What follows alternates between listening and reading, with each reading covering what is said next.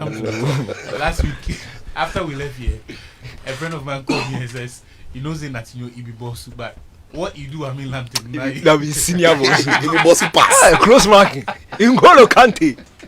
Hey, but the job, if you know the job, then you know. You know. If you day, class is permanent. Charlie, you know, if you can use paramedics at the end to can Charlie, you catch your man. But DK, how you doing? I'm good. How are you, sir? Oh, please, students, I'm okay. Fantastic. Yes. Natinu, Sicho says I should defer the question of the name of the cap he's wearing to you. Charlie, this one is the coolest of highs. You understand? This one, when something within the financial sector that you are closely linked to indicates to you that you are arriving. You know, you see the pouch against the Charlie, my guy. So, against the linen top, Charlie. Today is Friday, you know, and then a Friday. Charlie. Sicho, you know, Sicho is careful according to Buko Banku standards.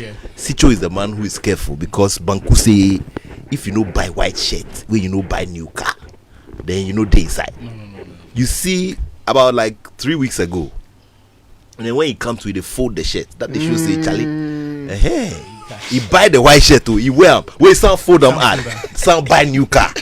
Charlie, hard guy. Charlie, but good to be here, man. Good to be here. Yeah. Good to be here, described there is Sicho these days has been giving us not these days, always the young Accra rich man starter pack. Exactly. Charlie, we can't pressure you put the camp for my top note. Bro, brand new whip. We do Champions League. Brand new whip. Charlie. And you see, the other day, just before we get to the conversation, the other day I was having a chat with a friend of mine, and he was telling me about this, you know, this brother of his, you know, from, you know, Osekum, who had bought a Mercedes. Right. You know? So he said, "Oh, mini Charlie, last time no me who now o car no o Benz no." He said, "Hey, my friend, Benz no yentremu yedem. Uhu me no na me dem. Benz no uhu me no na me dem. This one is Benz spelled with BENS. There's Benz. No Z at there. Yeah. Benz no. Na me dem. Odani Charlie. But this was not supposed to be part of the itinerary. But the minister has inaugurated a 7-member committee. Very well. 21 days. Very well. For them to. You've seen the terms of reference of the committee. Very well. Very well. He seemed to have some really high expectations of the committee. Very well. And I will commend the minister for putting together this committee. Now, I'll quickly go into the list of, the prominent names of persons who have been tasked with this responsibility of producing a report within the next 3 weeks. I believe that 3 weeks is good enough time, considering the fact that we have just about everybody who can respond or attend to the committee there and available. What is important, like I said, is that the family needs to get closure. And if there were any issues of wrongdoing or any issues of not following procedure or not following compliance, then people will be punished. And I'm glad that the minister was very clear in his words. He didn't mince his words at all. He said, "Listen, if we have to punish, we will punish whoever it is."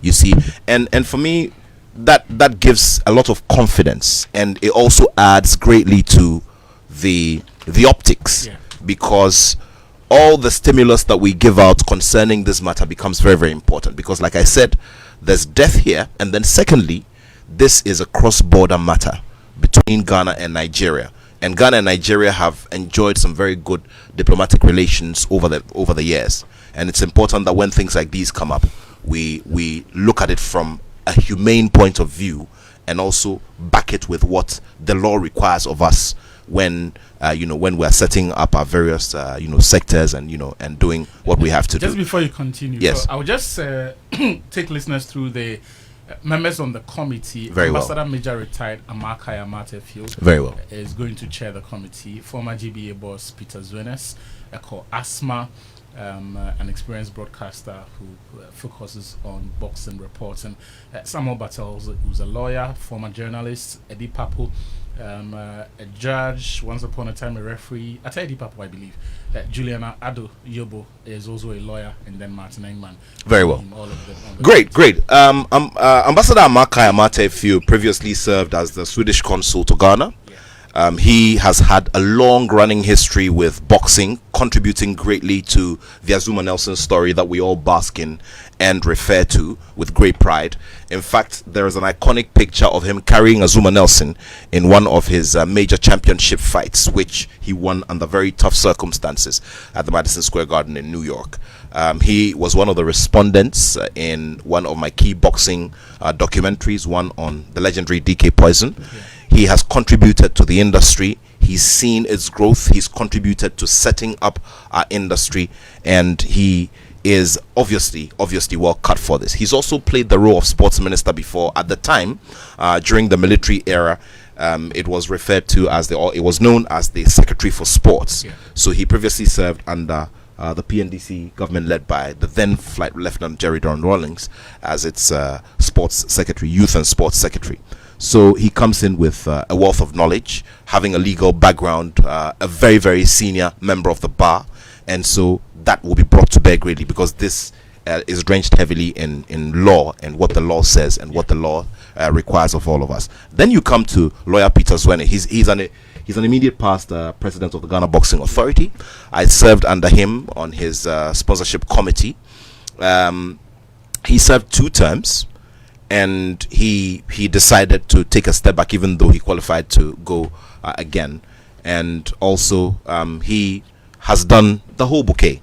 I mean, he's managed boxers before. He's been very involved in promotions before, and has been a commissioner. Obviously, as being president of the Ghana Boxing Authority, is one who has been a commissioner before.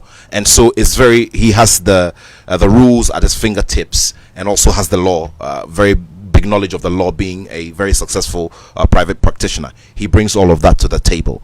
Now you talk about Mr. Eko Asma. Eko Asma is my senior in journalism. Started the major part of his career in print was at the Graphic Communications Group. He covered world champions, including Ike Bazooka Quarty and the like. Covered them around the world. Before I got into the space, he is an author. He's authored a minimum of 2 books on boxing. He's going on to a 3rd one, and also has a great wealth of knowledge when it comes to the doings within the sector. Now, then you go to Atta Edi Papo.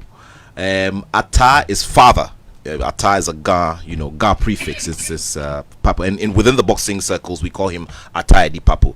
I mean, he's a septuagenarian, still looks very good. Has been at the ringside for some major world title bouts, including those involving the legendary, the Klitschko brothers and all of that.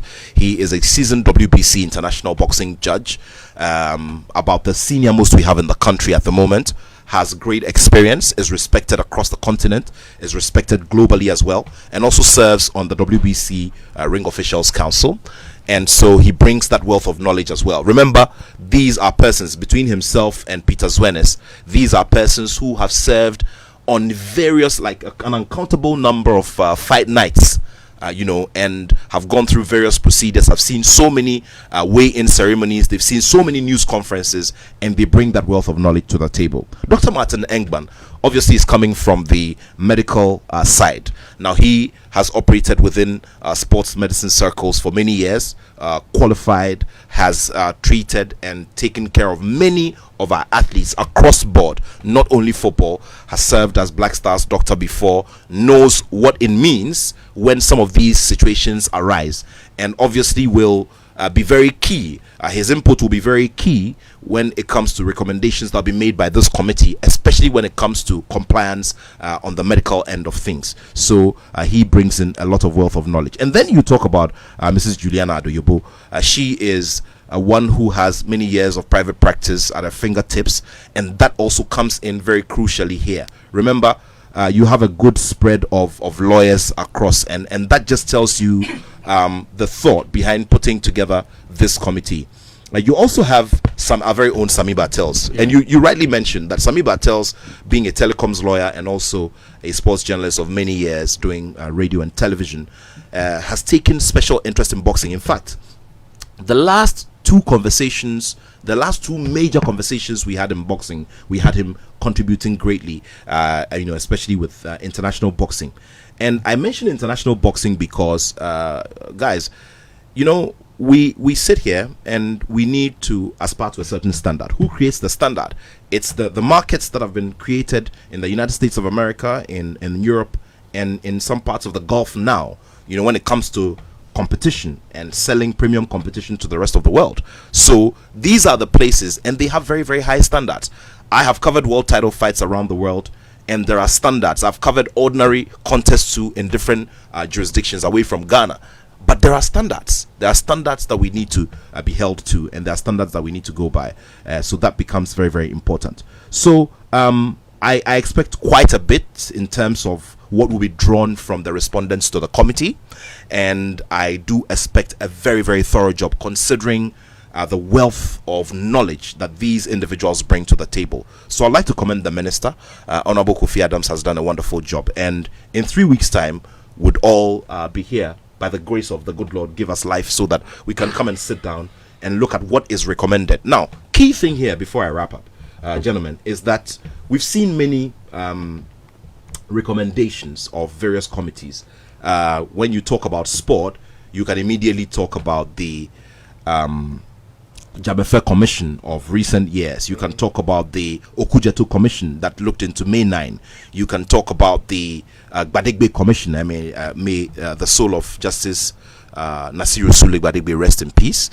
He passed on about a week and a half ago.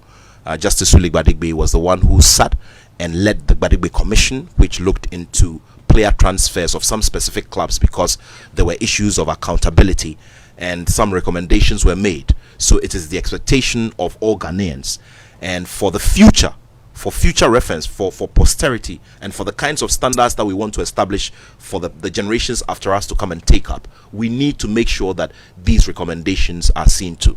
Like you said, this is not the subject, but like they say in local parlance, assembly de assemba. You do remember that one of the recommendations, and I shuffle and I pick up the I beg your pardon, I pick up the Okujetu Commission, for instance. When you read that report, it indicates clearly and directs that Accra Hearts of Oak and Kumasi Asante Kotoko have to play a commemorative game for the May 9 disaster every season. Has that been done? And the big answer is no. So you look across all of these constitutionally set up bodies, and you realize that they do a lot of thorough work because of the high levels of competence of the individuals who are brought to serve on these committees. But once it is done and gone, so once again, final of finals, let us just pray that once it comes out, if there are any recommendations made, all of us as a body, and I say all of us as a collective, the media must do their part in terms of highlighting what has been put out. And then also stakeholders.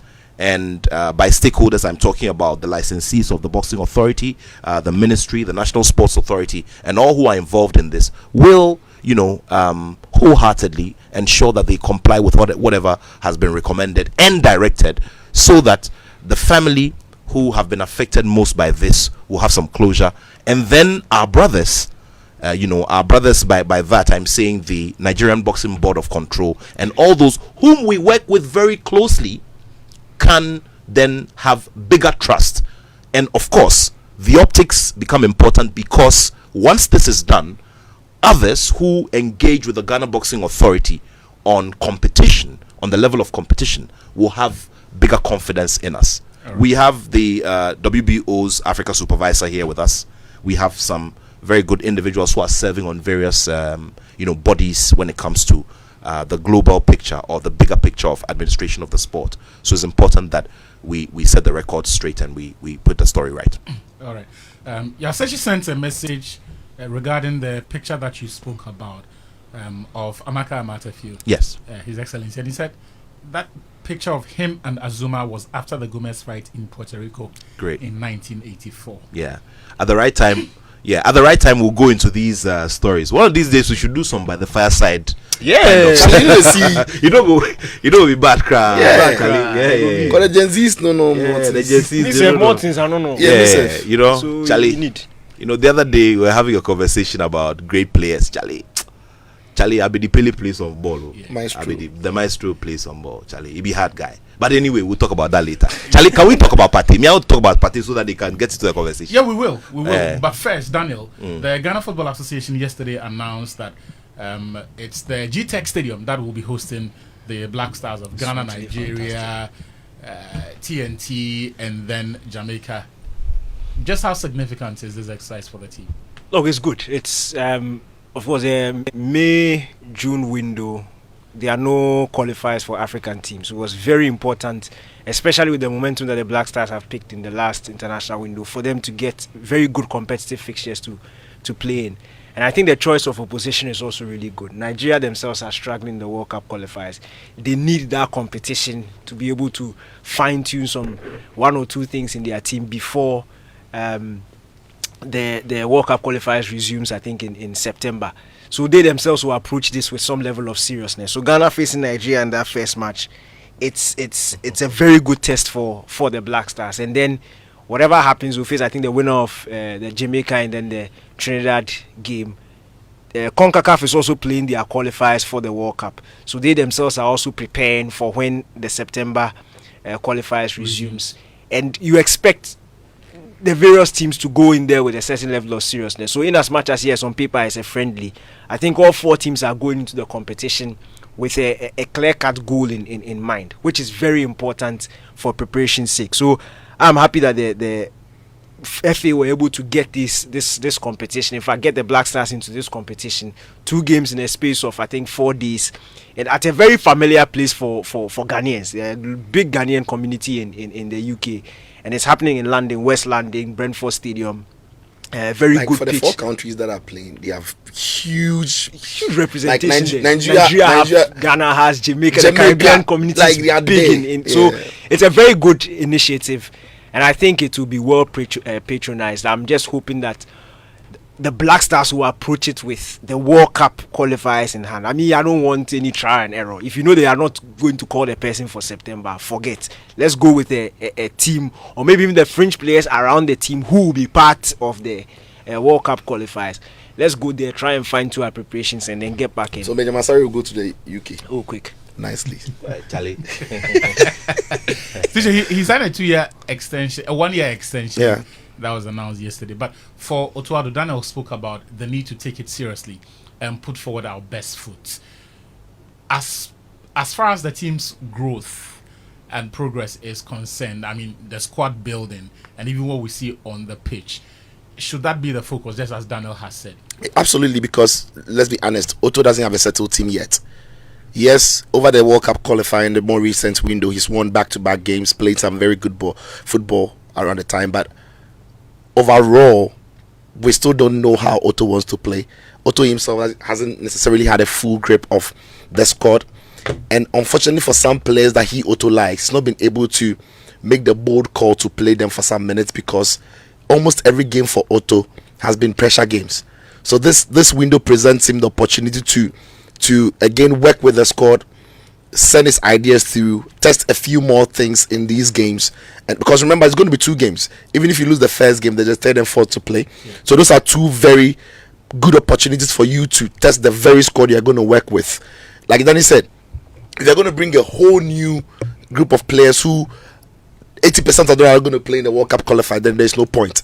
But the essence of this friendlies is to present the opportunity for the coach to work with the squad, get his ideas through them, and see how he can get them to play well enough to qualify to the World Cup. So yeah, he has to approach it with a lot of seriousness, no slacking, no trial luck. We want to see his A team, if not necessarily his starting 11.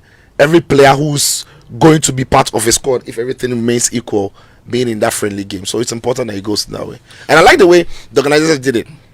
The semi-finals or the first games are in the same region. So the Africans are playing the semi-final and the Caribbeans are playing the semi-final. The good thing is, whatever happens, the final is going to have a rep of Africa and from there. Caribbean. So that there's the focus is still on the game throughout. So yeah, it's not bad. I like it. Achu, just a quick one to chip in. Sicho mentioned the element of a team settling, and I believe that that's very important. So while we bask in the relief of having those 2 wins back to back, let's still remember that we are not there yet. It's very important.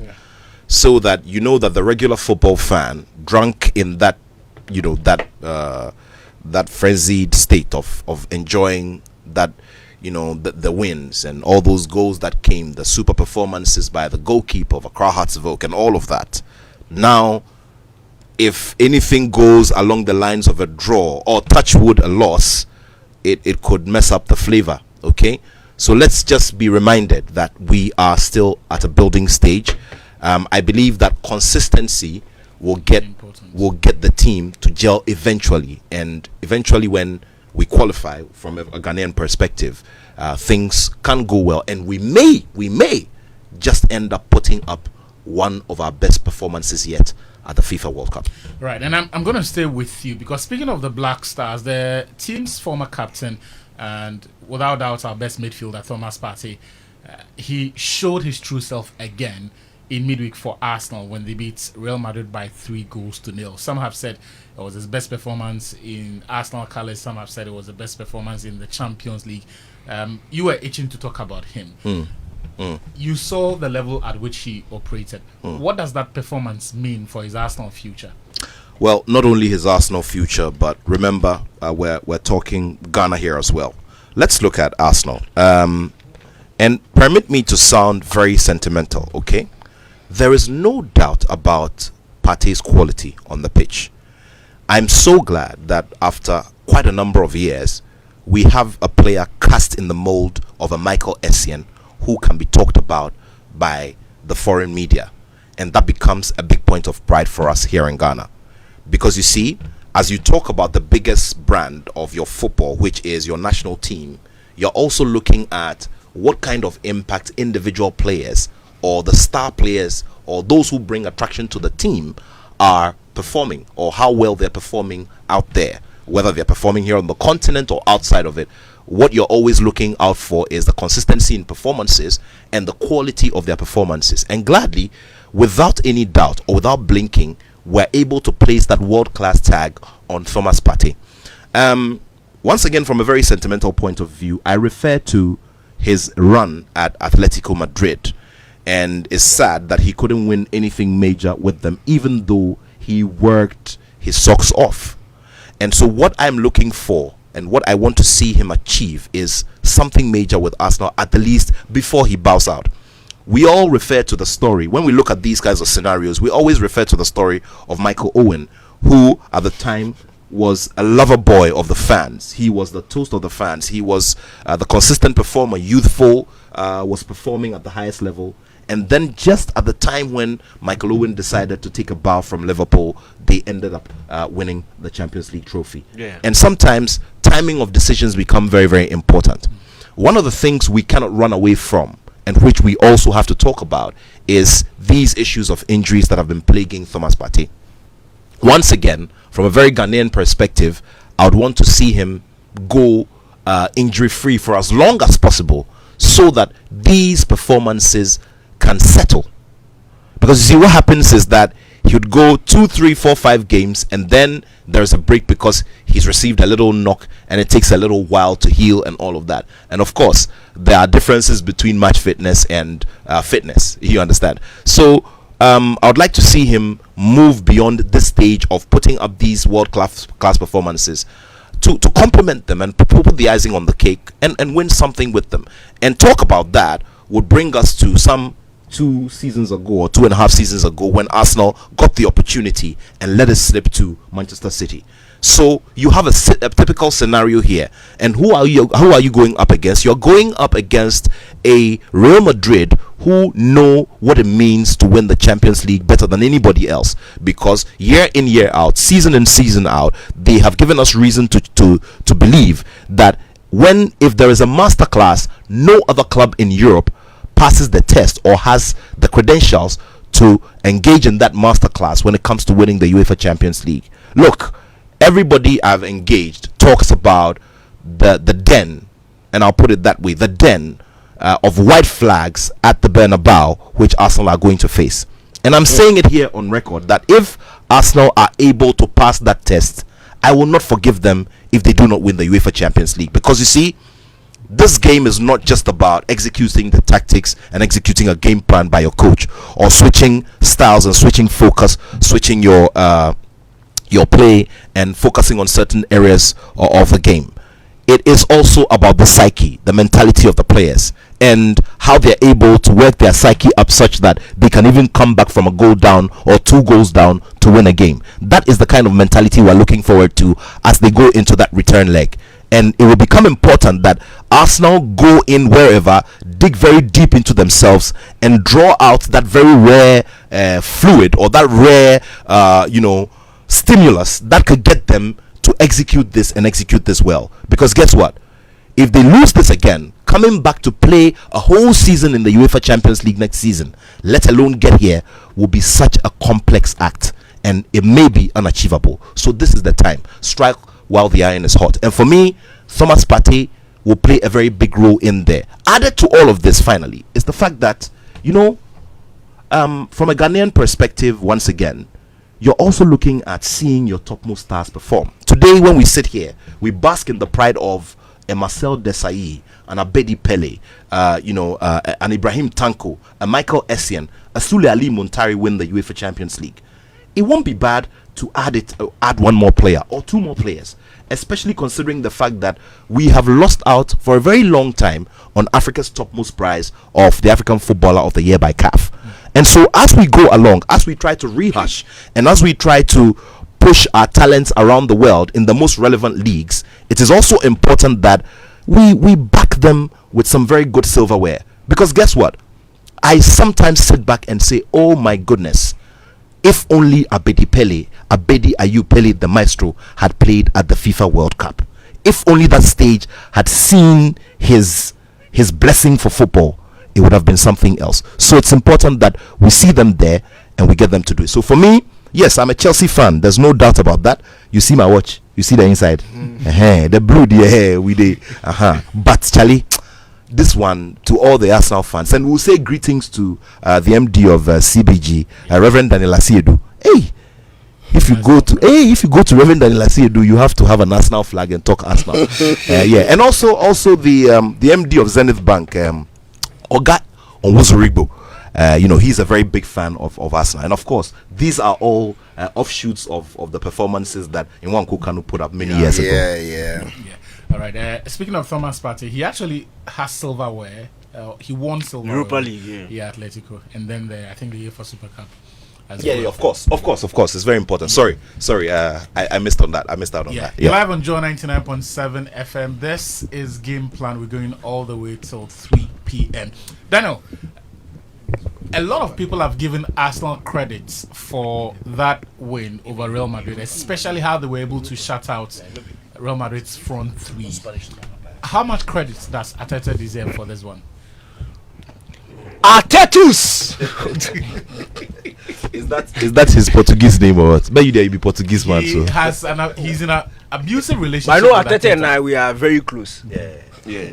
We've been since he was a player. In fact, the time he was at Everton, he's my guy. I can show you the messages. Mikel. Before the 4 Nation tournament, we have to have dinner with him. So quick. Quick. In fact, the show we for do from London. That's live. Yeah, we for do Yeah. Artetus. Yeah. No, Mirabel will produce the show for you, so you take her along when you are going to London. Artetus. Oh, Charlie. No, he's made me happy. Look, coaching a game against Real Madrid is very difficult. Because one mistake and you'll be punished. They are that lethal. They don't need to be at 100%. And we've watched this season after season after season. Madrid don't need to completely dominate a game for them to win.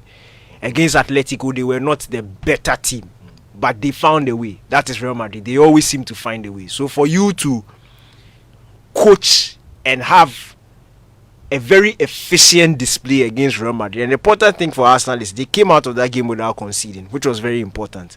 And I enjoyed what watching Arteta coach that game. I didn't think he had it in him, especially in the last 10-15 minutes of the second half. I thought that was the most dangerous period when Arsenal scored the first free kick. Between the first free kick and then the Merino goal, I always say you are, in fact, it's a general statement. You are most vulnerable when you've just scored, and Madrid tend to pounce on teams during periods like that. So once you score and you have the momentum and you want to open the game up and play, that's when they find the spaces and they punish. And you could tell Madrid wanted to go 2-2 once Arsenal scored. They wanted to go all guns blazing, but that's when the coaching from Arteta was just, I think, superior in that period. And Thomas Partey himself setting passes, killing momentum from Madrid's momentum. When they wanted the game to be chaotic, Partey calmed it down. Rice was dropping back. You saw the small boy, Lewis Skelly. Ah, what a kid. Lewis Skelly showing confidence and maturity in terms of the choice of passes they were picking. Sideways, back, killing it. Yes, watching it from an Arsenal point of view, it might have been frustrating, but it was very necessary to kill the momentum of Madrid before they slowly built again. And the Merino goal was just typified exactly what I was talking about. It didn't come from a transition. It didn't come from a Madrid mistake. It came from Arsenal slowly building from the back, getting men forward, movement, interplay before the final finish from Merino, which was, I think, world class. A super finish from him. So it was all in all a good performance from Arsenal. I don't think they completely dominated Madrid. I don't think what we watched was a 3-0 game. It wasn't a 3-0 game, but that's when you need to give credit to Arsenal, because it is something that Madrid usually does. They don't really play as well as the scoreline suggests, but they get the job done. But Arsenal were able to get it. And I mentioned it, that last 15 minutes, their ability, the changes that Arteta made, changing the shape slightly, obviously taking a bit of steam out of the attack, but maintaining the dominance in midfield, getting bodies in there, passing the ball around, slowing the tempo, making sure that it ended with a clean sheet and having themselves a 3-goal advantage going into the Bernabeu. Credit to Arteta, credit to Thomas Partey was just super brilliant. But yes, this is what Arsenal can do, and I'm hoping that they continue this in the second leg, because that place, Charlie. We'll get to that place, but the Partey thing, we can't just keep talking about just how good he is. At some point, he has to enter the hallowed realms of the best in the business. Where does he rank now after that performance among the best central midfielders around now? We are doing the show in Kokumlemle. He always be my number one. Like, look, Partey is that good, and I think the only thing that goes against him is his injuries. Yeah.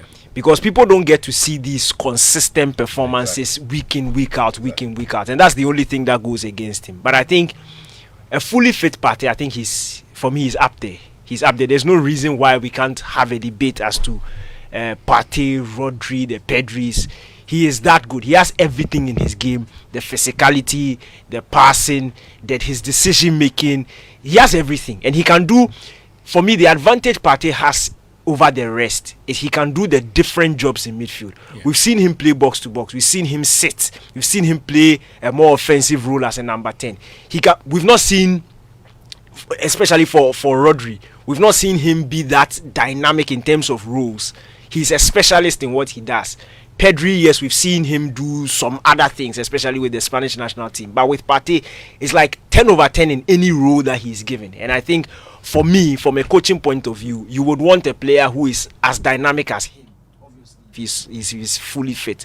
I think he's up there. For me, Nanike, and a quick one to add to this before Sicho comes in. You know, this is not just Arteta or Artetus, as Nanike would like to put it.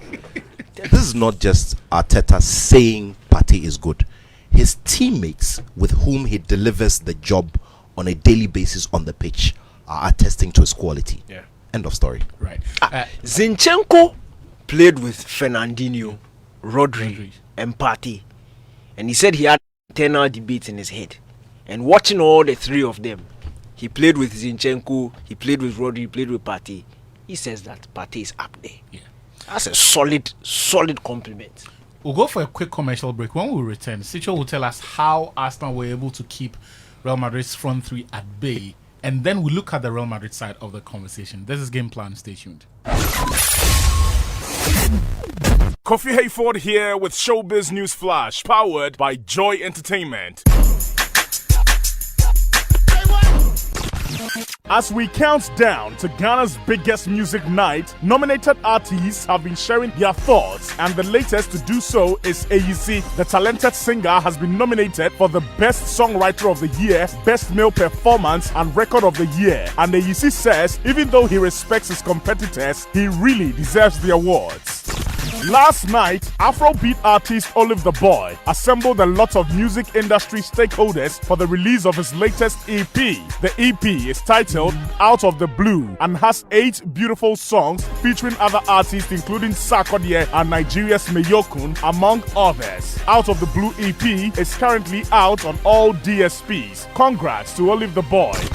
American music group Migos member Quavo might soon be headed to court. Quavo is being sued by one Daniel Arsham for allegedly using his sculpture in a promotional social media video without permission. That's all for now on Showbiz News Flash, powered by Joy Entertainment. Do visit Joy Entertainment social media pages and myjoyonline.com for more. I am Kofi Hayford, Joy Entertainment. We are large and in charge. All right, welcome back. This is Game Plan live on Joy 99.7 FM. My name is Victor Achutamaklu. You heard earlier from Nathaniel Ato. You heard from Daniel Cranton, Sicho as well, who is now getting into the ring for us to look back on how Arsenal, for 90 minutes, were able to keep away Kylian Mbappe, Vinicius Jr., who had possibly his worst game in Real Madrid colours, as did Rodrigo, I beg your pardon, as well, on Tuesday night. Sicho, how much of that does Arteta take credits for? All of it, and let's say maybe, all of it, and then a lot of credit goes to the individual players he selected to play.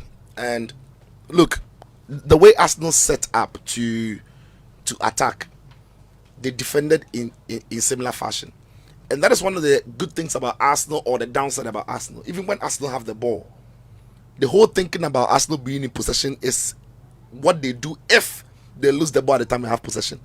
So when people say Arsenal have got some of the best rest defense in the world, it simply means rest defense simply means the position the team picks, the team on the ball will pick when they lose the ball. And Arsenal have got some of the best in the world. It actually has a problem with the way they attack, but it stops a lot of problems when they lose the ball. Now in the game against Real Madrid, Arsenal on the ball was simply playing with the back three. So Lewis Kelly would join Thomas Partey at the double pivot. And Lewis Kelly is great when it comes to the midfield. He's doing brilliantly. He's comfortable. He's confident as well. He wants to get on the ball on the 10 and for someone who had not played as a left back before until Arteta asked him to this season, he's smart. He's been smart. It's like for players who are able to quickly adapt to roles, understand the demands of the role, and execute it at the highest level. They are very smart, and we saw him on his England debut as well. Got himself a goal. I mean, he's a good kid, and I wish him all the best in the rest of his career. He's kind of player that I like to see develop and grow.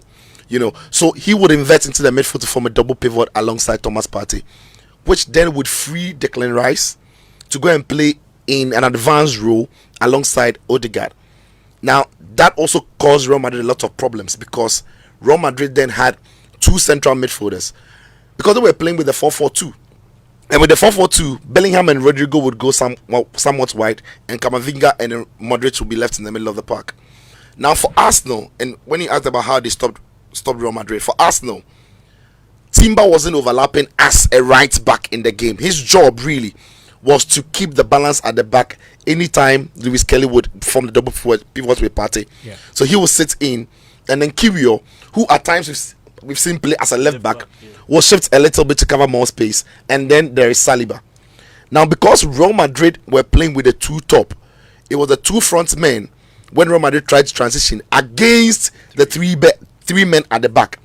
But what also made it very difficult for, if you like, Real Madrid to find their front men for most of the time was because when Modric had the ball in midfield, or Camavinga had the ball in midfield, there were too many bodies in the central area for them to pass the ball around or to get through. So we barely saw Real Madrid or their midfielders feeding the front men, because anytime Real Madrid got the ball, Arsenal were in perfect places to curtail it, either apply the pressure to win the ball or to block the passing lane.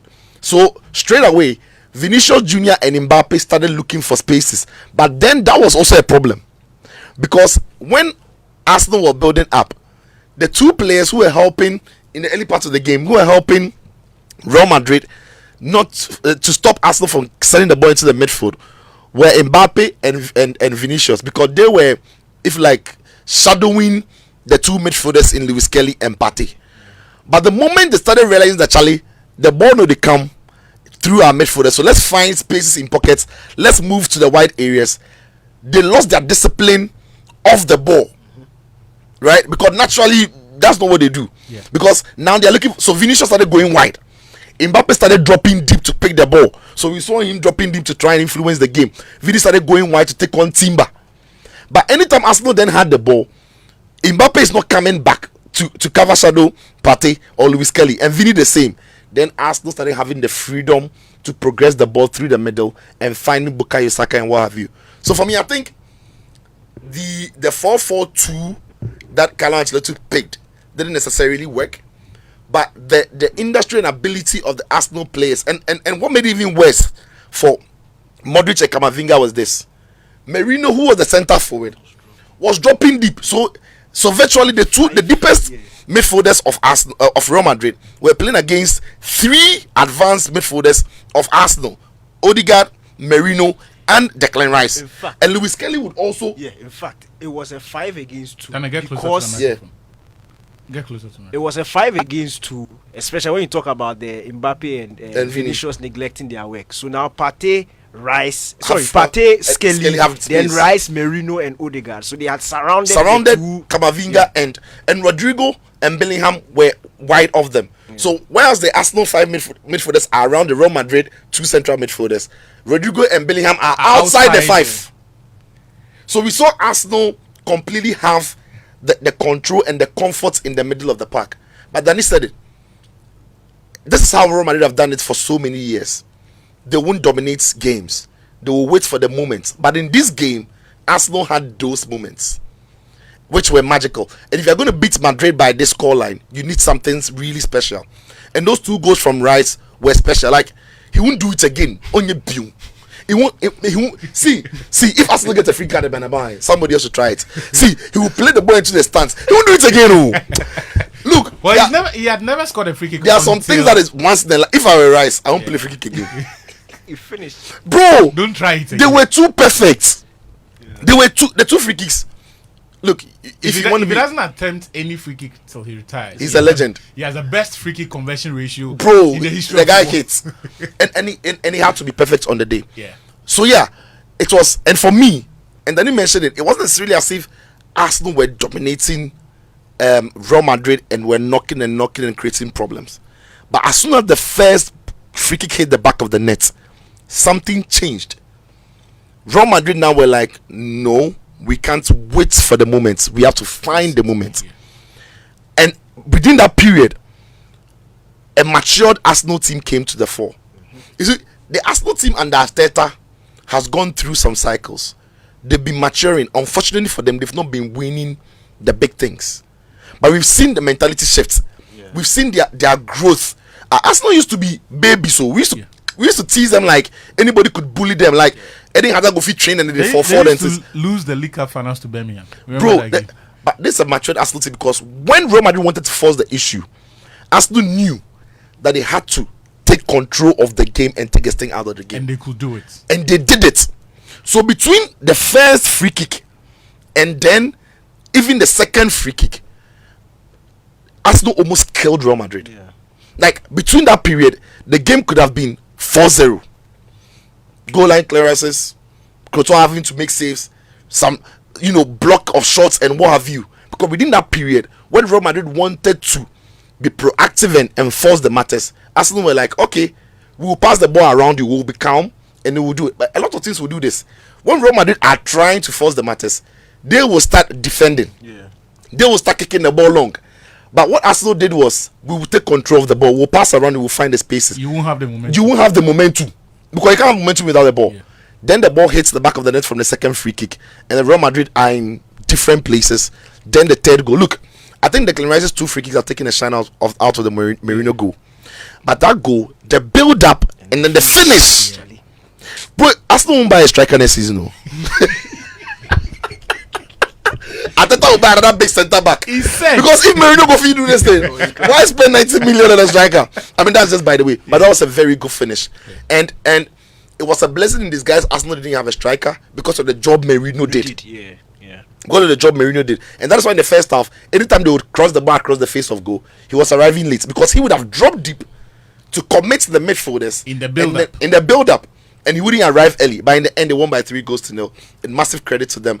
I thought Carlo Ancelotti got it wrong with setting up with that 4-4-2. We'll come to Ancelotti and credit to someone has to explain why up until now we have not seen Jude Bellingham playing in his natural central midfield position or any role that he previously was known for, and what else Madrid could have done differently. But this show is probably brought to you by Petrosol and Betway. Look, we've all been there. You've placed the perfect multi-bet and it's all going your way until it's not. And one or more picks let you down. This one, last night it happened. Last night in the Europa League, Man United versus Olympic Lyon. Andre Onana. Everyone thought, Charlie, the slip. And you see, the thing about last night was that those who went for Chelsea first half goal, he cast. Chelsea didn't score that first half goal. Those who went for the Lazio win or Lazio goal, it didn't happen. Charlie. Athletic Bilbao, they fired blanks. So, United were like the only team giving people hope. Until Onana.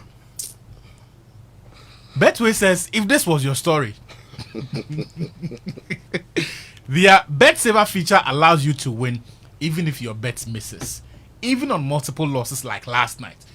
Chelsea first half, no show, Bilbao, Lazio. Even on multiple losses like that, you can get your bet back and more. Bet saver is exclusive to Betway. Get way more. Terms and conditions apply. It is regulated by the Gaming Commission of Ghana. Bet the responsible way. Betway, get way more. Now, you know that soothing feeling that you feel deep in your skin and all over your body when you shower with a soap that truly protects you. That peace of mind, that clean, hygienic, and protected feeling that allows you to go out and face the world without fear of any germs that cause skin diseases. Well, that is Lifebuoy Carbolic. Lifebuoy Carbolic, popularly known as the Guardian soap, is that soap that has protected you and your family for... Hey, Charlie. After all these years, until today, I didn't know that what we've been calling Guardian soap is Lifebuoy Carbolic. And today, we want to hear from you and reward you for your loyalty. So maybe after a while, you moved on because levels don't change. We know ball cry, actually. We know no one does it better than Lifebuoy. So we did for you. Today, we're going back down the memory lane. Some lucky callers will have the opportunity to answer a few questions and take home some lovely prizes. So pick up your phone when the lines open and let's get interactive. And remember to stay always protected with Lifebuoy. Now, the month of April brings more exciting news. It is the month of big wins for the Petrosol Energizing Dreams promo. So mark your calendars for the last 3 thrilling draws in April. Now, last monthly draw in April is happening today at the Petrosol Polygu service station along the Bolga Tamale Road in the Upper East region. In the Northern Sector Grand Finale, that's happening on the 16th of April at the Petrosol Bamahu Wa service station, also in the Upper West region. Then you've got the Southern Sector Grand Finale on April 29 at the Petrosol Spintex service station right here in Accra. You could be driving home a brand new Suzuki Espresso this April, and that's why you need to stay updated on our social media handles and get ready for the ultimate climax. Petrosol's Energizing Dreams promo.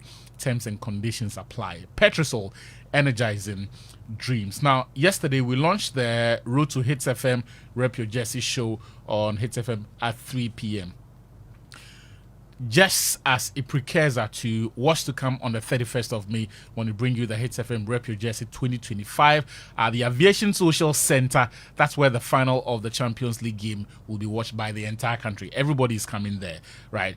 And we do know that if your team doesn't even win, you want to be part of that celebration of football at the Aviation Social Centre as we climax the Champions League in grand style with some Jama wash and field contest, the sports quiz, the five-a-side soccer, the Champions League anthem, and many other exciting games that we will be having at the Aviation Social Centre. So do well to join us for that one and mark your calendars for that event. Remember, it is proudly brought to you by the Joy Sports team and Joy Prime, and sponsored by SoccerBet, your best bets for sports betting. TCL, Inspire Greatness. DSTV, feel every moment. It's 22 minutes gone past 2 p.m. on Joy 99.7 FM. This is Game Plan. My name is Victor Achutama. And Daniel, let's continue the conversation on the Real Madrid side of things. China. The question is... Sorry about that. On the Real Madrid side of things. Now... This guy. I have no idea where that came from. But Ancelotti, he said quite a bit about... In fact, the last month has been Ancelotti playing politics, which is very unusual of him. But it says a lot about where he is and the pressure that is coming about, his job security. The last time he says the only person he cares about is Florentino Perez and his assessment.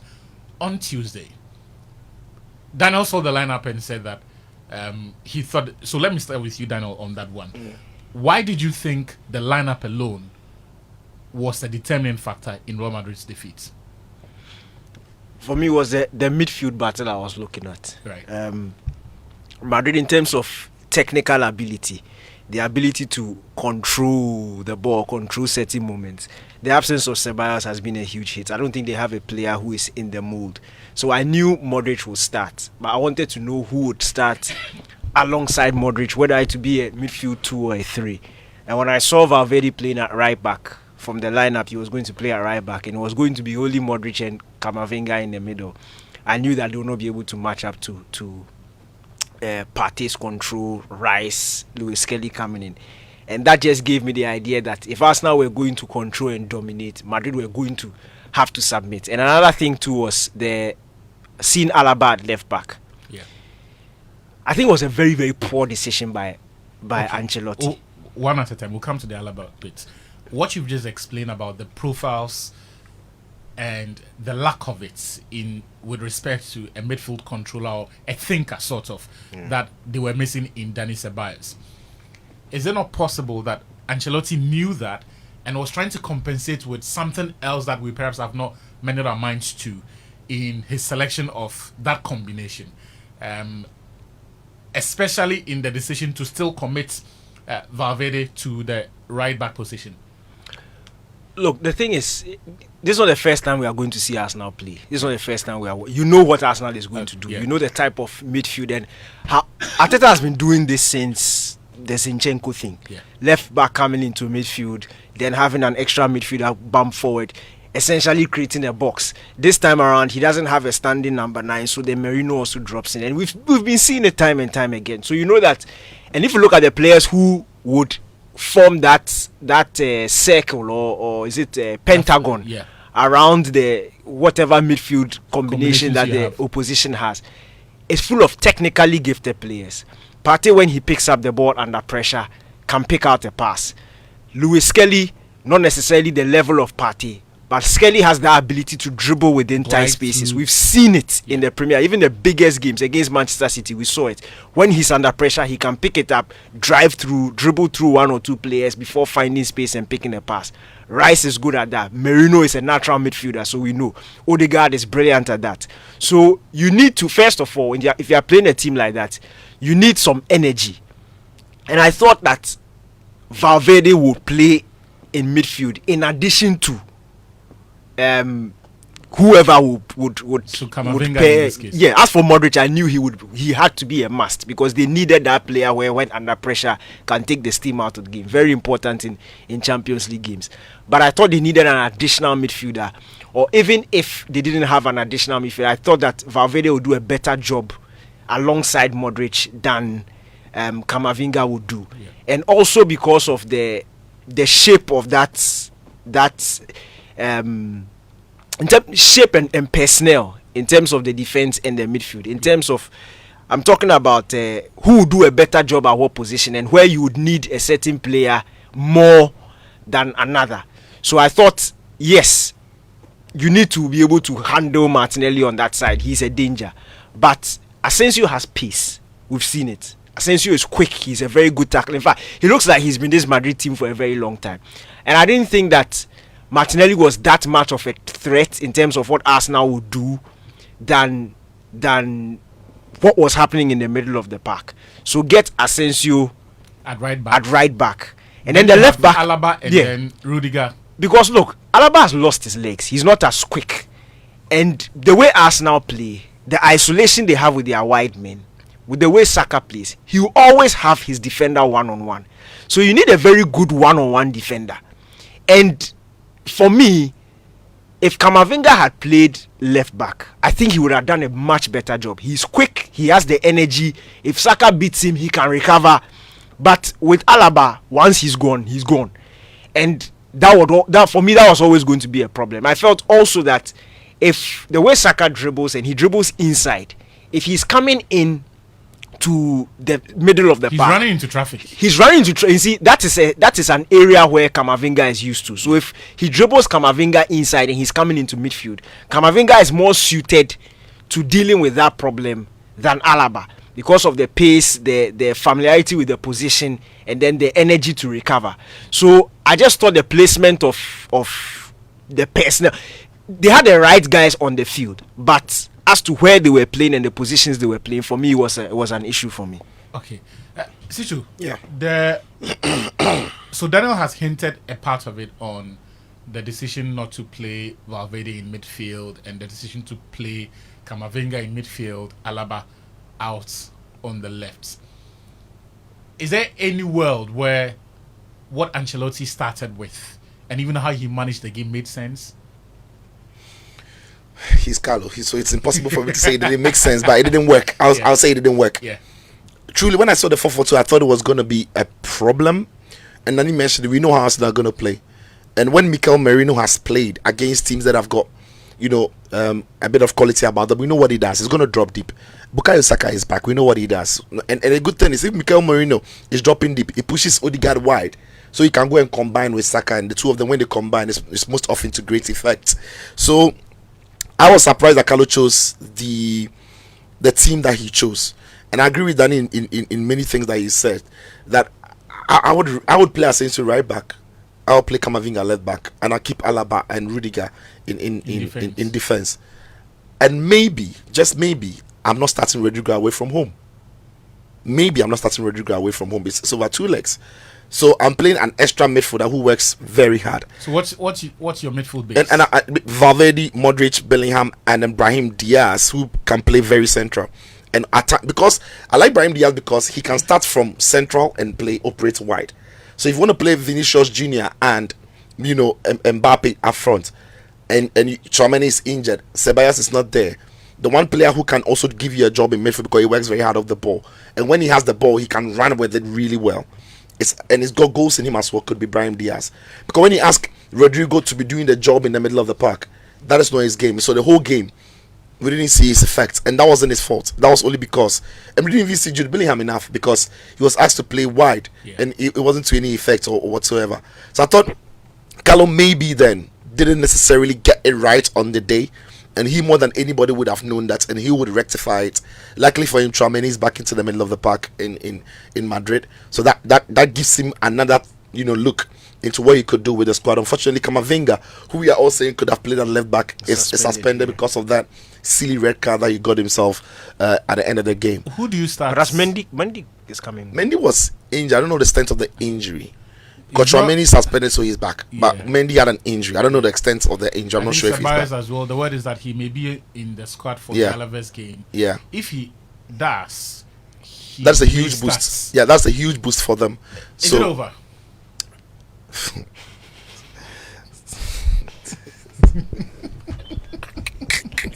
No, it's not. It's not. What do you mean? It's not. What do you mean? You go bed where you think. Charlie. What do you mean by it's over? Charlie. Yesterday when I was going to bed, then I closed my eyes more. Then I saw Mbappe score in the second minute. That opened my eye. I didn't want to sleep again. Are you sure you're not confusing the Alaves game for it? No, look. the reason because both teams start with E. It could well be that you saw Alaves. The reason why I think that it's not over is because it's Real Madrid. And the reason I say it is because they've done it over and over again. So I'll give them that. The reason why I think it's tough is that Arsenal across Europe, they are one of the best defending teams. Not necessarily when they have to sit back. But even, like I said earlier in my submission, even when they have the ball, what they are thinking about is what they do when they lose it. So if you need a team to produce 90 minutes of good defensive show, Harambo, it could be Arsenal. And Arsenal do not need to necessarily win the game. Even if they lose the game by, I think Real Madrid will win at the Bernabeu. As to whether that result, that win is good enough to take the game to extra time or take them through, it's another conversation. I don't think Arsenal will lose those 3 goals, but it's really tough. I never really bet against Real Madrid, but I think this mountain is too high for them to climb. Okay. And I think Arsenal will go through in the end, even though I think Real Madrid will win at the Bernabeu. Daniel. What's all See, that? against any team, I'll say it's over. If it's against Bayern, against Barca, against PSG, I'll say it's over. I wish that you see that goal line clearance and then the double save from. I wish it was 4-0. Which of the goal line players? The The Alaba second one half, or the Bellingham one? yeah, the second half. Bellingham. I really wish it was 4, because look, 3 goals looks plenty, and I'll tell you why I'm skeptical. First of all, obviously it's Real Madrid, and it's the Champions League. One moment can change everything, and it has happened before. It has happened to me personally before, although it's a quite different circumstances. So it was the 2019 season. The City game. No, 2019. So I was supporting Barcelona in the first leg. 2 teams that I like their tears. Yeah. Barcelona, Liverpool. So I wanted Barca to win, and I cheered the Messi goals. That free kick was fantastic. But when Dembele missed that last chance, I was just thinking to myself, he should have scored. Yeah. Because 3-0. The Liverpool game, yeah? Yeah. Anfield. 3-0 some way. And the second leg, you just knew that if Liverpool scored an early goal, Problem. it becomes a problem. Because early goal, 1 goal in the first 10 minutes, now it's just 2-0. You are just leading 2-0. And it means the next goal in the game is, now the opposition game plan is thrown out of the window. They don't know whether to defend or whether to attack. And the same thing happened. Second leg, we start. Origi scored, I think, after 6 minutes. And all of a sudden, the game was open.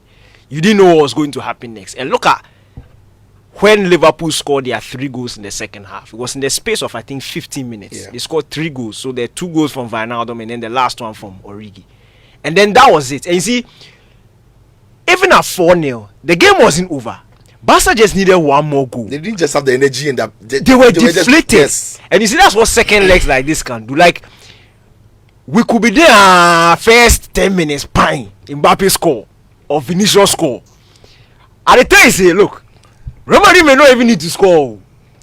First 5 minutes, hit bar one, ping, make then Vinicius will do his thing. No, hey, that's it. And you see, I'm afraid because I don't think Arsenal haven't faced this. They've not been here before. This particular team, they've not been here before, and I'm afraid they may crumble tactically, in terms of profile, in terms of plans. So last season's defeat against Bayern doesn't count. No, it doesn't. Last season's defeat. No, it was Fala. It was Fala. It was Second, Fala defeat. second leg they lost 1-0. That was This one, you have qualified though. Arsenal have got 1 This leg. one, in the you have a semi-final. lead to protect, a very healthy lead to protect. You know but what? behind I Milan, fear for Arsenal. It's not the aura or any of those things. Though. It is the strange things that happen when teams face Madrid. The ones that will piss you off to the point where you lose your head. Some penalty. Some penalty. Some foul that shouldn't be a foul. Some red some card. own goal, So- some VAR, Corner that shouldn't have been a corner. corner. So Those things though. Those decisions, if none of those things happen, Oh, they will happen. Oh, this is Champions League. This is Champions League. Look, I'm afraid, but look, it's 2 things I'm saying. In terms of moments and the sum and everything around Champions League, it's very possible for Madrid to do it. But if we are talking strictly football, tactics against tactics, player against player, Arsenal have the perfect team to be able to diffuse whatever Madrid will bring. And I'm really, really hoping that happens. And I think I side with you. I think Madrid will win the second leg, but I don't think it will be enough for them to qualify. So see you in the semi-finals. Okay. All I'm going to say is, if funny things don't happen, there is no way Madrid are qualifying. You see the Julian Alvarez thing, some VAR, some red card. Remember the Buffon incidents? The one at the one Ronaldo scored the free kick. But it was a penalty. If those things don't happen, forget it. Let's take some of your messages. Thomas Partey won the La Liga title. He was part of the Atletico Madrid team that won the title in 2020-21. 21 he was on loan at Almeria. No, 2020-21 he wasn't part. He joined Arsenal in 2020. 2020-21. No, 2012. That one he was at Almeria. Yeah. That one he was at Arsenal. Yeah. So that has to be it. Good afternoon, Nacho. On Tuesday, when I saw Sicho's post about Rodrigo of the Arsenal versus Madrid game, I burst into laughter. A few clutch moments in the UCL have deceived a lot of people into thinking he's an elite player. He's not. He's never scored more than 10 league goals in his career. Anyway, big shouts to Daniel for... Are you sure about that? Big shouts to Daniel for seeing the vision and understanding that football is played with proper tactics on the pitch and not with big names. Kweku from Kofroidia. That's not fun. Karim, I beg, check for me. The stat about Rodrigo, it sounds too good to be true. That he's never scored 10 goals in his career before. No, he says he's never scored 10 league goals. 10 league goals. Even still.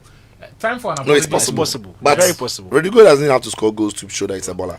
Now, Zidane, on how many goals was he scoring in a if you want to go into that thing, some players are dirty them. Muzizu. He take 3 goals win Ballon d'Or. Zizu. Take 3 goals the whole season. Win Bro, Ballon d'Or. let's not even go there into what makes a player a good player. Let me get through the rest of the messages. Time for an apology to Arsenal. I remember the abuse Mikel Merino received from you folks in the studio some weeks ago when Arteta decided to use him as a striker. Talking football doesn't mean you know the game. Hey, Charlie. Now, the thing is, you people won't forgive us if we fail to win this year's Champions League. A group of haters of Arsenal. Godwin from North Kamishi. Godwin, we thank you for your message. Why? But nobody hates Arsenal. The fact that we don't support your team does not mean that we hate Arsenal. It was just Arsenal's day. They didn't overplay Real Madrid. 2 terrific strikes from Rice and 17 minutes of 3 goals did a trick.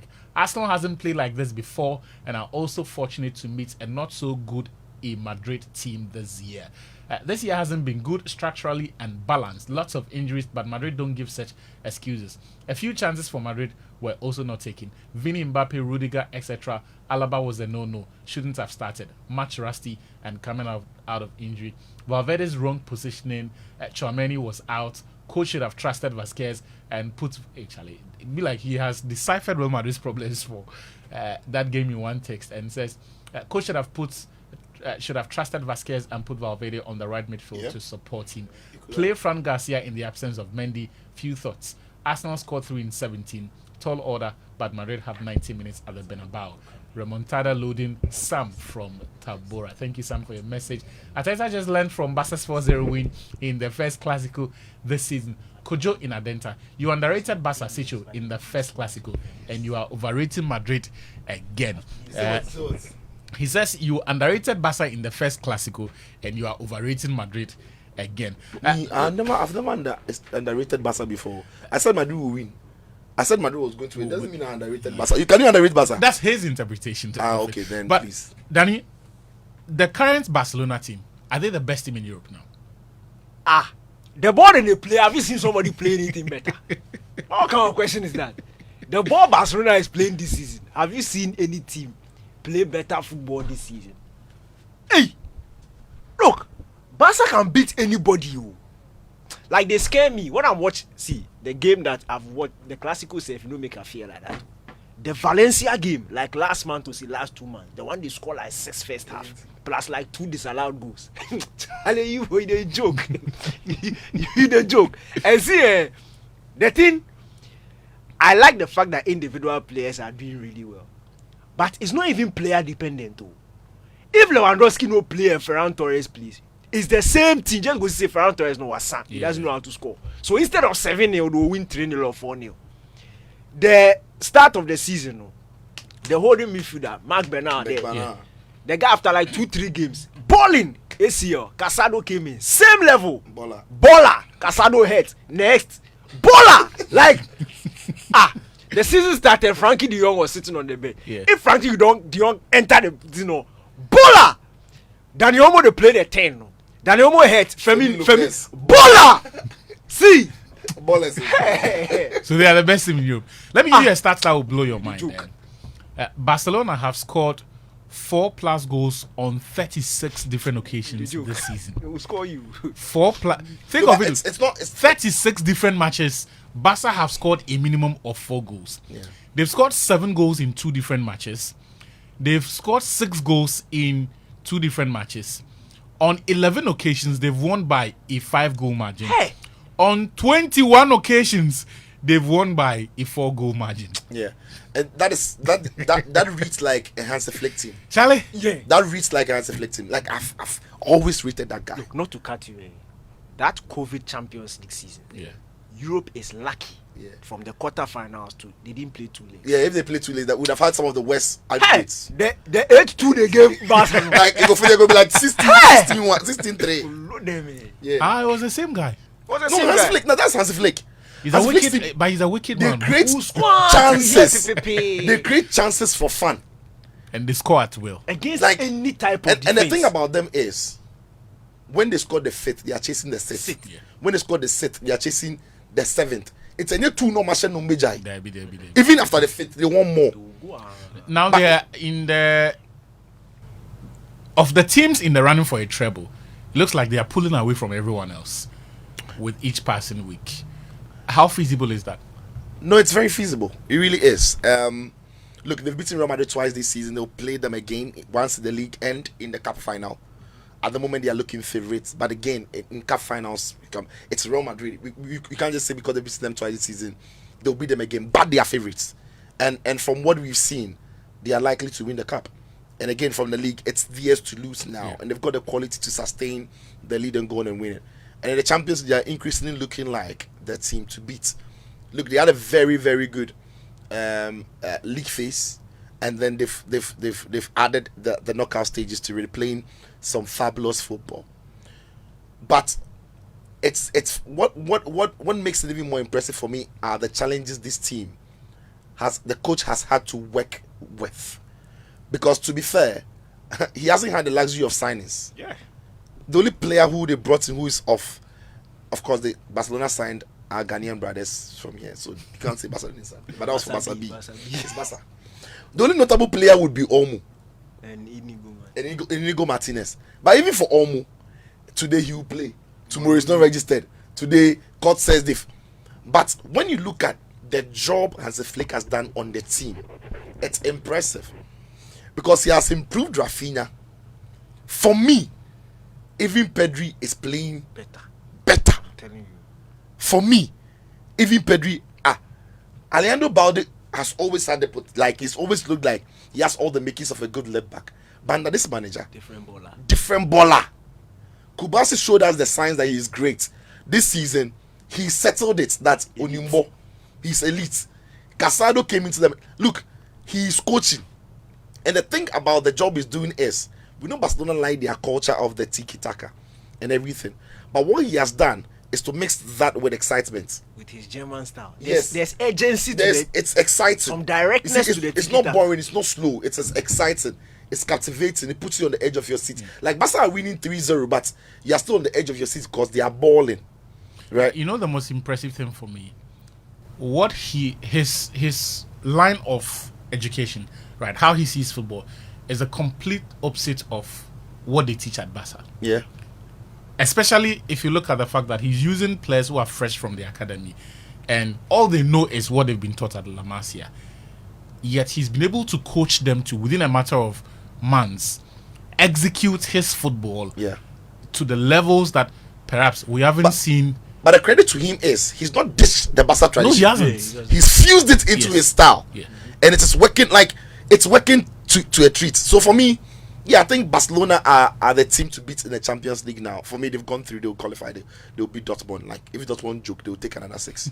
Because Signal Iduna, the pitch is even better than the one they have at the Montjuic. Oh, they've already given them 5. Yes, at the Montjuic. So it's Signal Iduna, they can give them 6. On a better pitch. On a better pitch. Quick. Yeah. You do the pitch for us. And he's done all of this playing away from home. Yeah. Last season, some of the excuses Barca, even the players were giving was that the atmosphere is not the same. The stadium is not always full. They don't feel the Barca vibe. You know, around this time of the season, they should have been back at the camp now. Yeah. That was the plan, but it's delayed. They don't get those, so some way. But he's managed to make that place home. Right now, the stadium is full. Right now, the atmosphere is bouncing because of the brand of football and the results. Actually, you are celebrating on the average 4.5 goals every game. How can the stadium be quiet? Like, you know, think about it. Every home game you go, you are celebrating four minimum. At least minimum 4. You are celebrating 4 times. So yeah, credit to Barcelona. They are balling and they seem to beat. One other team that has excited many. Charlie, actually, before your one other team. Yeah. Charlie, my boss Simeone. Yeah. He scored 4 against Barca. He's still no win. Is it no win? Yeah. He did 2-0 2-0 with 20 minutes to go. We still no win. Still. See, Problem. Next level. you don't know. When it happens to you, you understand. Yeah. See, I said the game they beat Madrid 5-2. The one Final. in scored. Yeah, the final. The Super Cup. The Super Cup, no. That Madrid performance, every team will lose apart from that Barca team. I'm telling you. Or maybe City of 2 years ago. Madrid were not that bad, oh. They made them bad. Then give Mbappe played giddy oh. But into that match, he wastes chances. Like what chances? How many? see, no, you are talking about the first one they met in the leg. No, I'm talking about the cup final. The 5-2, yes. The 5-2, with the chances he missed, there were not any chances you see. But you see, so for your average striker, it's not a clear-cut chance. No. But for someone like Mbappe, how many? He didn't misplace you. No, there were 2. See, if you add those 2, how many? You know, 5 4. bro. Why they talk like Barca to no miss chance? You see, That's what they will miss plenty. They will miss plenty. But that's true. So one other team that a lot of people have been impressed by, maybe not to the levels of Barcelona, has to be Inter Milan. And Daniel, progress. So he won the league. They didn't give him a big paycheck to go out and spend big money. I think he took them to the Champions League final 2 seasons ago. But Simone Inzaghi is beginning to show he's a proper specialist when it comes to the knockout competitions. Yeah, he had won the cup before he came to. He had won every cup in Italy won before he came to Inter. As for cups, there. He's a solid guy. One of something that Mourinho used to know how to do. I miss that guy, but he could be. He does more fighting than coaching, Mourinho. Guy. No, but he needs to fight because that place, if you don't fight, they will bully you. For punch the guy in the eyes. The referee for give out something. See, but I'm shouting. But these people, listeners, if you can hear me, I'm okay. If you Karim, you can't hear me. You're not my target audience. Achu, I'm looking forward to that Barca Inter game. Yes, I've cleared already. Teams. Bayern, they no reach. Dortmund, they no. It was 2 German teams.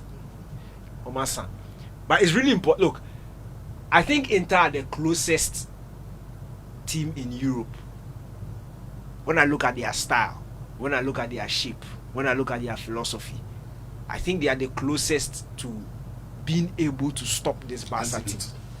So yeah, some antidotes be like that. I think they can do it, but there are still some holes. But look, Inzaghi is doing a super job. You mentioned the fact that he won the league, they didn't give him a big pay. Now, you since when has Inter started giving big Italian football? They don't give big pay. It's normal. Like for you to go out and get Thuram, for you to go out and get Zielinski, it's fantastic business. And they are really good players that he has in his team. What I love about their team is the quality they have all around. And you can see when you consistently chop and change players, yet the system and their performances remain the same. It just shows you the level of the coaching. It's not player dependent. They don't need Thuram to start a game for them to do. Or they don't need Lautaro Martinez to be in the game for us to see a certain level. And that is just testament to the coaching that Inzaghi has done. Those 2 legs against Barcelona will be very interesting to watch because, again, we've mentioned that he's a specialist in cups. He knows that he will not walk into that game, those 2 games against Barca, and try and impose any philosophy. No, he's going to adapt, and he's had time the whole season to think and plot against this Barcelona team. So it's something I'm really looking forward to. But again, when I take my mind back to what I saw between Inter and Arsenal, you compare the way philosophically Arsenal set up and the way Barcelona set up, it's kind of similar. Obviously, Barcelona have a lot more energy and a lot more running. But in terms of the shape, is kind of similar. And what I saw Arsenal do against Inter, it was just a lack of quality up front. Arsenal should have scored. In fact, they should have won that game, in my opinion. Inter won via a penalty. If you look at the chances, you look at the XG, Inter really didn't threaten Arsenal. It was Sommer who had a good game. Havertz was missing some chances I just didn't understand. But when you look at the fact that Arsenal shape, which is similar to the Barcelona shape, was able to plug holes within the Inter system, and then you add the fact that there's a bit more, there are about 2 extra runners Barcelona have arriving in the box. Their passing is quicker, their movement is quicker. Try the thing. Look, if Barcelona don't win, it will not be because they've been outplayed. It will be because of poor finishing or somebody just some bad mistake or something. But look, this Barca team are that good, though. Like they are that good. And I think the reason why people haven't embraced them or opened their minds to the fact that they don't have that killer star player, they don't have a superstar in the team. That's the only reason why. Because if they had a big name, look. Anyway, that's for the Champions League conversation. Oh, Paris Saint-Germain. Just a second there. Olivier Ricky. That doesn't like Louis. He doesn't want to talk about it. Now, every single day, you have the key to unlock different spins on Mega Money Wheel, where you stand a chance to win massive on Betway. So what are you waiting for? Log in to betway.com.gh today and take your spin, all thanks to Betway. Terms and conditions apply. It is regulated by the Gaming Commission of Ghana. Bet the responsible way. Betway, get way more. Now, Joy News proudly presents the top 10 impact makers, our extraordinary individuals transforming communities through education, health, girl-child empowerment, and innovation. So from after-school programs in Kiseman to mental health advocacy in the Ashanti region through to solar in the Upper West region, clean water projects, inclusive education, women's empowerment, and more. These are the true agents of change in marginalized communities across the country. And that's why you need to catch their inspiring stories on Joy News as we honor the selfless individuals reshaping lives one step at a time. The Joy News Impact Makers Awards is brought to you by the McDonald Foundation, empowering futures, building communities. Gold Key Properties, transforming the landscape. MNC Group Global, totally reliant. German Ozone Medical Center, alternative therapy, dental wellness, and beauty. And Latex Foam, your partner for life. The Joy News Impact Makers Awards, celebrating ordinary people making extraordinary impacts. Now, we've all been there. You've placed that perfect multi-bet and it's all going your way until it's not. And one or more picks let you down. Well, with Betway's Bet Saver feature, you can win. Even if your bet misses, even on the multiple losses, you can get your bet back and more. Bet Saver is exclusive to Betway. Get way more. Terms and conditions apply. It is regulated by the Gaming Commission of Ghana. Bets the responsible way.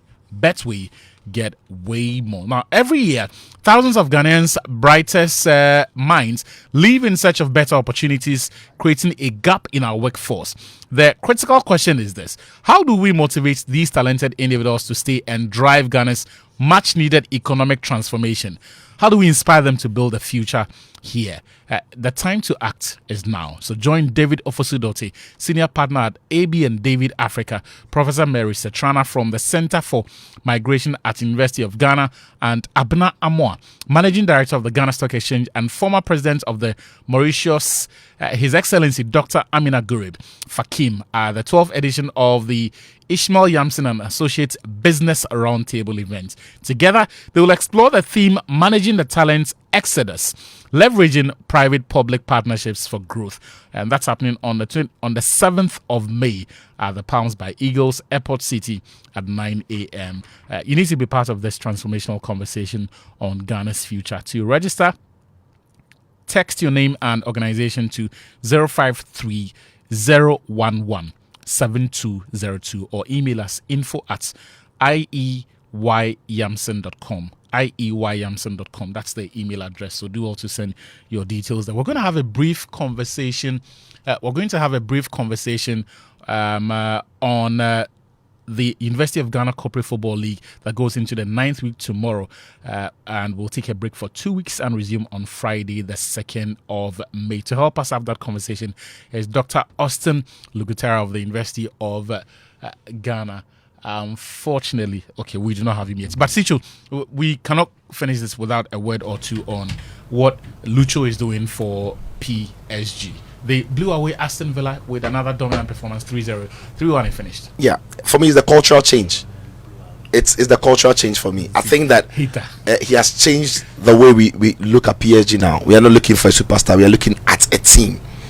PSG are very hated across Europe, across the world. Not many teams like them. Not many fans like PSG. But what he's done is now to take that whole superstar-ish thing about them, and it's built a team where they work together as a unit. And for me, they are playing very well, and they've got some great individuals who can head teams. I thought Aston Villa were unlucky, especially with the third goal they conceded, because at 2-1 at the Villa Park, that is still closed. Anything could happen. But that third goal did make it a bit more difficult. But what I like about this PSG team is they were in the semi-final last season. They are almost to the semi-final this season. That is massive work in progress. I don't think PSG have been in back-to-back semi-finals since the Qataris took over, have they? Oh, no, semi-finals. Back-to-back semi-finals. Yeah, they have. Since they went to the They final. have. Then Messi came and everything cast. They made the final, then they made the semi-final the following. If you remember, they lost to Man City. Do you remember? Yeah. Yeah, then yeah. But when you look at how they are playing now, I mean, it's exciting. And some of the players they brought through, it's not like they're not paying money. They are paying big money still. Yeah. Kvaratskhelia is not cheap. He came in for a lot of money. 60 million euros. Joao Neves wasn't cheap. He came in for a lot of money. So they are still buying players, very good players, but they are all fitting the new culture, the new system. And again, they are look, the way PSG plays is not very, very different from how Barcelona plays. The difference really is how their front three operate. Whereas Barcelona have a center forward who is a center forward, not doing any false nine things. PSG have a front three that are flexible to move across. Yeah. But when you look at how their midfield plays, how they keep the ball, the energy they have, and how good their back line is on the ball, the similarities are there. That goal by Desiree Doué. Ooh, special. And it's proving to be a really special kid for them. They've got many players who, Zaire Emery's on the bench. He can come in and do a job. They've got Bakola who was on the bench. He can come in and do a job. If they need a striker, they've got Gonzalo Ramos on the bench. So they have a very good unit. And it's one of the teams that people can't overlook. Nobody really can overlook them. When they get into the semi-final, they could go all the way. Thank you very much, Sichu, and to you, Daniel, as well, for joining us on Game Plan today. At least we've done very well. We've stuck to time, close a minute before the show. We're back tomorrow on Joy Prime with Prime Sports Extra. Until then, take good care of yourself and bye-bye. Excited.